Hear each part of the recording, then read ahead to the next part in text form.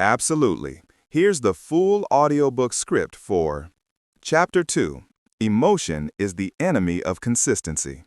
Approx 1,000 words, written for 7 to 9 minutes of spoken audio in a tough love, direct audiobook tone.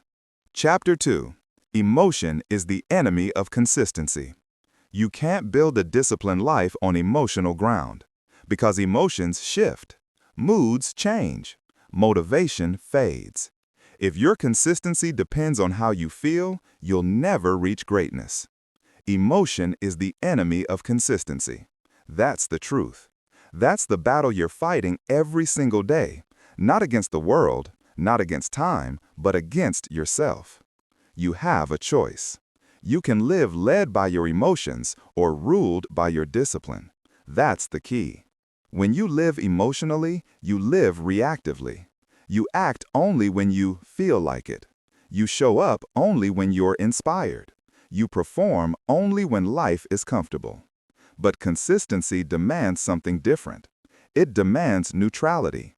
It demands execution, regardless of mood, weather, circumstance, or emotion. You are not your feelings. You are your follow-through. Look at the greats, the ones who don't miss. The soldiers, the athletes, the creators who seem to run on a different code. They don't operate by how they feel. They operate by what they've decided. When the alarm goes off, they don't ask, "Do I feel like it?" They move. They act. They execute. Because they understand this one truth. Your feelings are temporary. Your standards are permanent. Discipline doesn't care about your mood. Discipline doesn't care about your motivation. Discipline only cares about what you do. Let's get practical.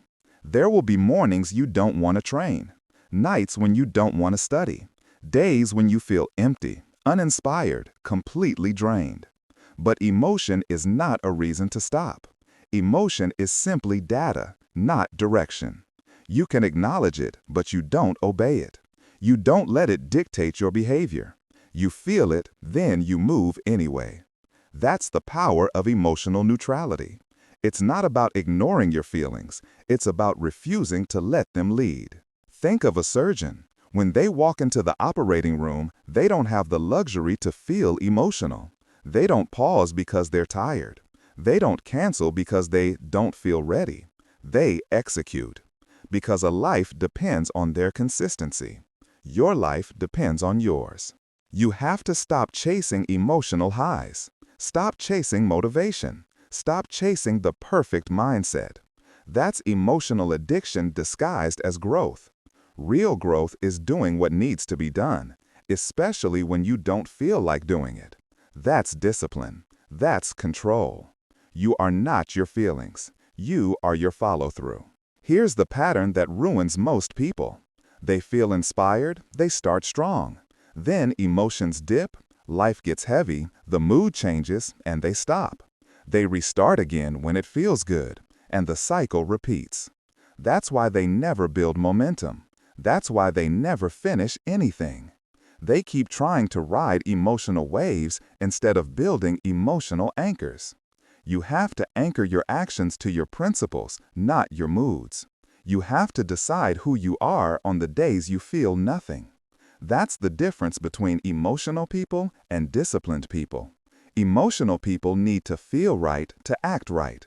Disciplined people act right until they feel right. That's the key. Listen carefully.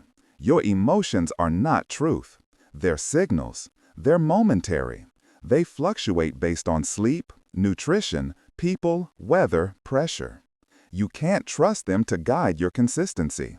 If you let your emotions drive, they'll crash your progress every single time. If you let discipline drive, emotions will eventually follow your lead. You lead the feelings, not the other way around. Let's get real world. When you train, there will be days you hate it. When you build a business, there will be days you want to quit. When you chase mastery, there will be weeks of silence, boredom, frustration. That's where most people break, because they think feeling low means something's wrong. But nothing's wrong. That's normal. That's discipline testing you. You don't need to fix the emotion. You need to keep the motion. That's how professionals think. That's how disciplined people operate. They move regardless.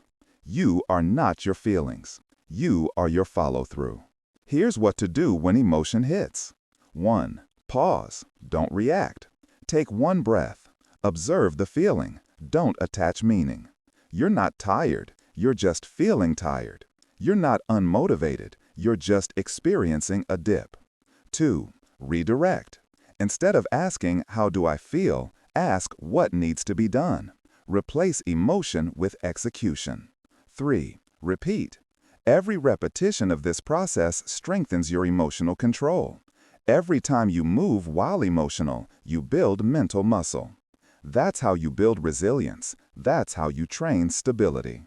The world worships emotion. Follow your heart. Trust your feelings. Do what feels right.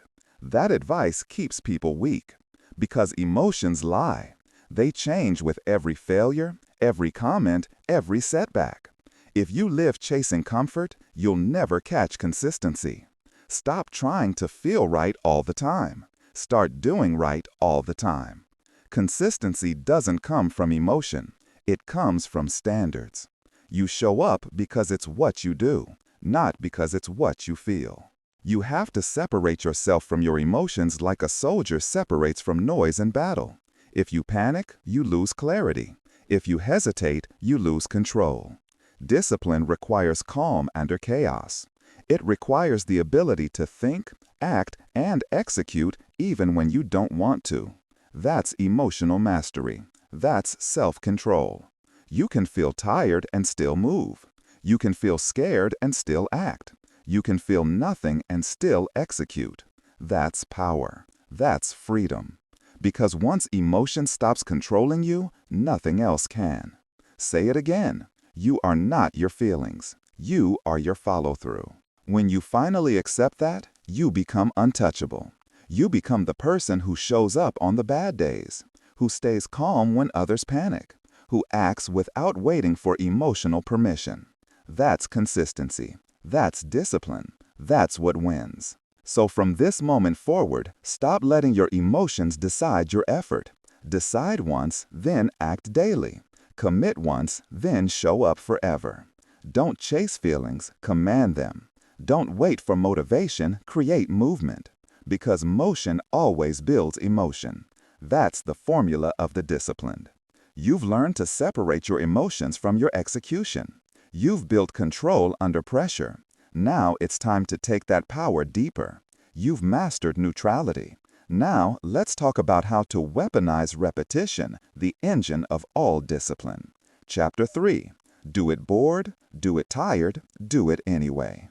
Okay, would you like me to continue and write Chapter 3, Do it bored, do it tired, do it anyway, next in the same tone and depth?